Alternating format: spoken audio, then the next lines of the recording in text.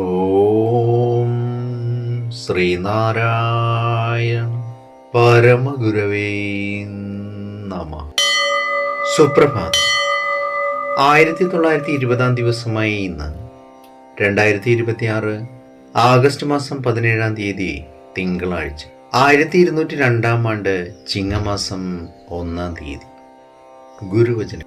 ലോകോത്തരവും ശ്രേഷ്ഠവുമായ ഗൃഹസ്ഥാശ്രമധർമ്മത്തെ കണ്ടമാനം വിചാരിച്ച് നീചമായി പ്രവർത്തിക്കുന്നവൻ ലോകത്തിന് ഉപദ്രവത്തെ ഉണ്ടാക്കുന്നു. ശ്രീനാരായണ ഗുരുദേവൻ.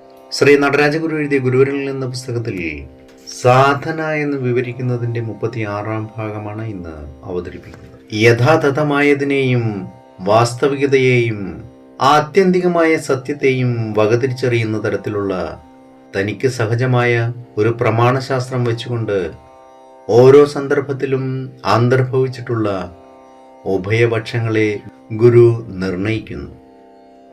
വിഡ്ഢിത്തങ്ങളെയെല്ലാം ചവറ്റുകുട്ടയിൽ എറിയുന്നു. ബാക്കിയുള്ളവയെ തരംതിരിച്ച് അടുക്കി വയ്ക്കുന്നു. പിന്നെ താറുമാറായി കിടക്കുന്ന ഒന്നും അവിടെ ബാക്കിയുണ്ടാവില്ല.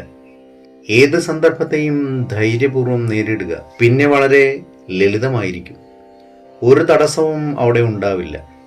ഒരു മൂല്യവുമില്ലാത്തതിനെയെല്ലാം തള്ളിക്കളഞ്ഞിട്ട് ബാക്കിയുള്ളതിനെ തരംതിരിച്ച് ഓരോന്നിനും അതാതിൻ്റെ സ്ഥാനം നൽകി വെടിപ്പാക്കി വെച്ചു കഴിഞ്ഞാൽ ജീവിതത്തിന് തന്നെ ഒരു സ്വരലയവും താളപ്പൊരുത്തവും ഉണ്ടാകും. മനുഷ്യന്റെ കഴിവിൽ നല്ലൊരു അംശത്തെ അപഹരിക്കുന്ന വൃഥ കാടുകയറ്റങ്ങളെല്ലാം ഒഴിവാക്കി ആ കഴിവിനെ നല്ല കാര്യങ്ങൾക്ക് ഉപയോഗിക്കാനും അപ്പോൾ അവസരമുണ്ടാകും. ഏവർക്കും നന്മ നിറഞ്ഞൊരു സുദിനമായിരിക്കട്ടെ എന്ന് ആശംസിച്ചുകൊണ്ട് നിർത്തുന്നു. നന്ദി, നമസ്കാരം. ഗുരുധർമ്മം ജയിക്കട്ടെ.